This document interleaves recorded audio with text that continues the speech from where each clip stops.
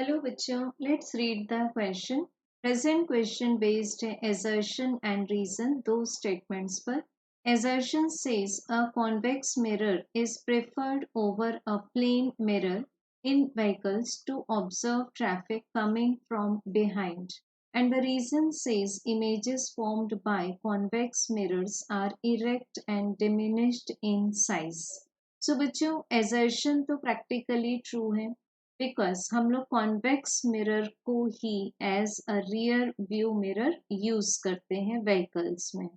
So it is used to see the objects और traffic coming from behind which is called as, इस mirror को हम बोलते हैं रियर व्यू मिरर।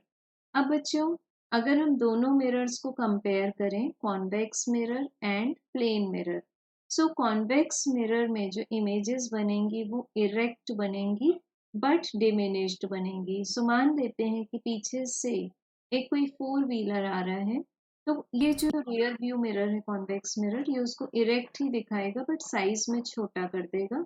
जबकि प्लेन मिरर को अगर हम यहाँ यूज करते हैं तो एक ड्रॉबैक है कि जो इमेज बनेगी वो सेम साइज की बनेगी, जिसका रियर व्यू मिरर में आ जाना पॉसिबल, प्रैक्टिकली पॉसिबल नहीं है।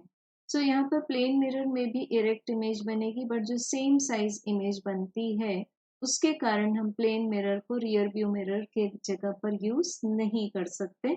सो यहाँ पर एजर्शन भी ट्रू है एज वेल एज जो रीजन दिया हुआ है वो भी ट्रू है, क्योंकि जो इमेजेस हैं वो डिमिनिश्ड हैं साइज में और एज वेल एज इरेक्ट है। इरेक्ट है तो बेनिफिट है, डिमिनिश्ड का भी हमें बेनिफिट है। Therefore, we can say that the correct answer is option number 1. Thank you.